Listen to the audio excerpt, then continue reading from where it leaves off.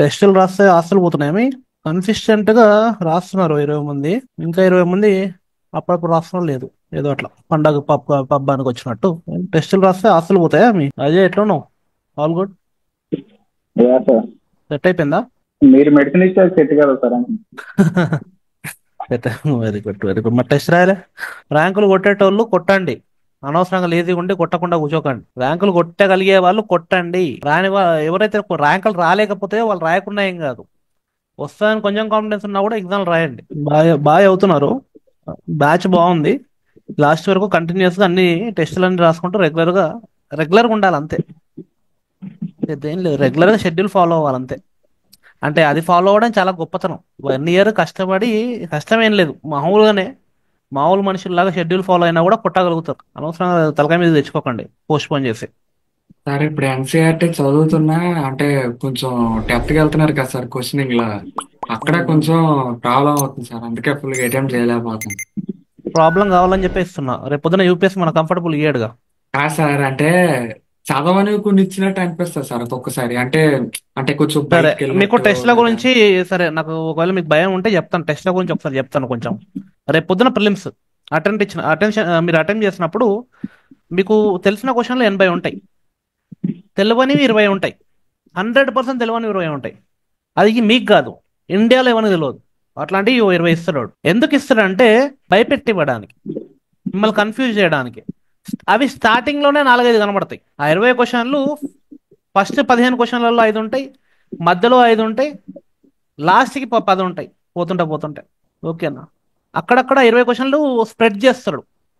Starting లో బాగా భయపెట్టించేస్తాడు. ఎంతమందికి భయపడే వాళ్ళు ఉంటారో అంతమంది అవుట్ రైట్ ఎలిమినేట్ అయిపోతారు. తర్వాత అన్ని తెలిసినవి వచ్చినా కూడా బ్రెయిన్ పని చేయదు, మెంటల్ గా వీక్ అయిపోతాం. నాకు తెలియంది వచ్చింది, పేపర్ టఫ్ వచ్చిందని ఫిక్స్ అయిపోతుంది. తర్వాత అన్ని ఈజీ ఉన్నా కూడా మీకు టఫే కనబడుతుంది. పచ్చకామలకు లోకం అంతా పచ్చగా కనబడుతుంది చూడు అట్లా. ఊరికే అన్నారు కదా.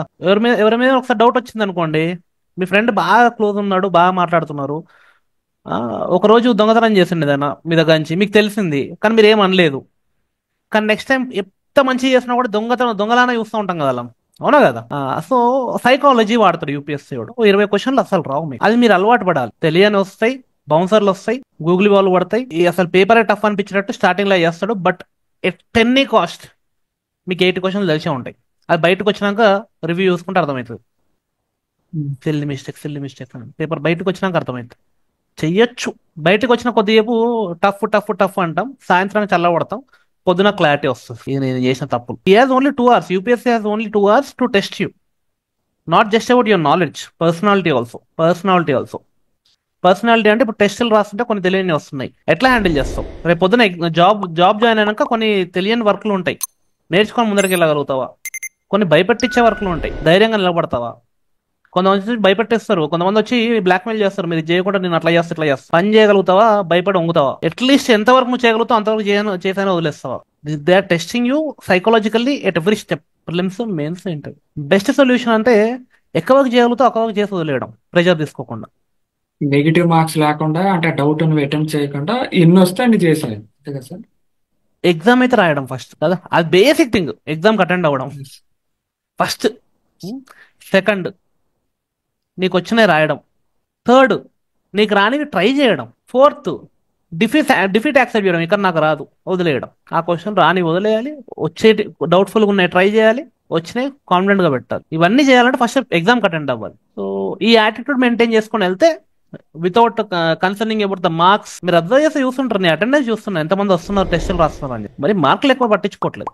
రైట్ ఇన్ ద బిగినింగ్ పడతాను, అది కూడా ఒక రోజు మీరు కేపబుల్ అయినప్పుడు. ఓకేనా? మీరు కొంచెం కష్టపడి కేపబుల్ అయినప్పుడు మీ మార్కుల మీద పడతా. నీ అంటే నేను మిమ్మల్ని పిన్ పాయింట్ చేసి తప్పు చేస్తున్నామని అడిగి ఎప్పుడు అడుగుతున్నా అంటే మీరు తీసుకునే మెచ్యూరిటీ వచ్చిన రోజు. అర్థమవుతుందా? అది రెగ్యులర్ గా ప్రాక్టీస్ చేసి వస్తుంది ఆ మెచ్యూరిటీ. రోజు రాసిన లేవల్ రాయకుంటే ఏం కాదు అనుకున్న రోజు.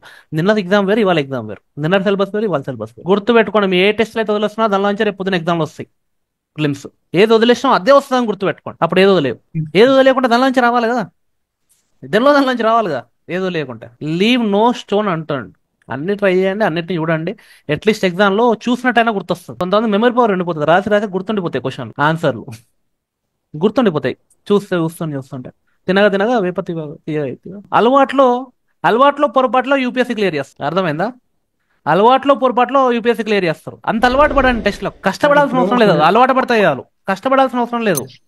గుర్తుపెట్టుకోండి ఈ వర్డ్ని చాలా మైండ్ లో. కష్టపడాల్సిన అవసరం లేదు, అలవాటు పడండి, కస్టమైజ్ అవ్వండి. ఎక్కడైనా కొత్త ప్లేస్కి వెళ్తాం, వెళ్ళగానే కొంచెం అన్కంఫర్టబుల్ అనిపిస్తుంది. గంట 2 గంటలలో కాళ్ళ మీద కాలేసుకొని ఇట్లా పెట్టుకొని ఇట్లా చూసుకుంటారు, అలవాటు అయిపోయినాక కదా. కొత్త మనుషులతో మాట్లాడతాం, బెస్ట్ ఇట్లా ఇట్లా దగ్గరగా జాగ్రత్తగా మాట్లాడతాం.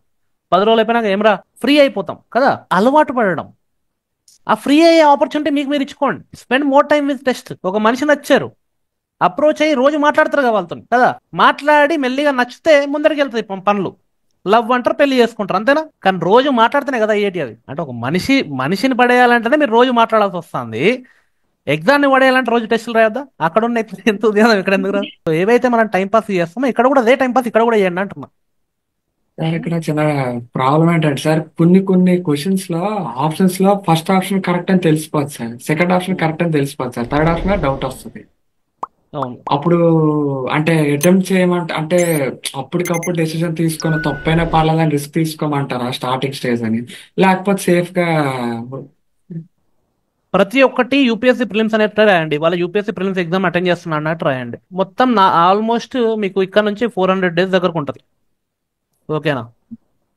ప్రతిరోజు యూపీఎస్సీ ప్రిలిమ్స్ రాసినట్టు సీరియస్గా రాస్తే అందరూ first second third attempt fourth attempt కన్సిస్టెంట్గా ఉన్నాడు. ఎవడైనా థర్డ్ ఫోర్త్ అటెంప్ట్ ఎక్కువ క్లియర్ చేస్తారు కదా యూపీఎస్సీ.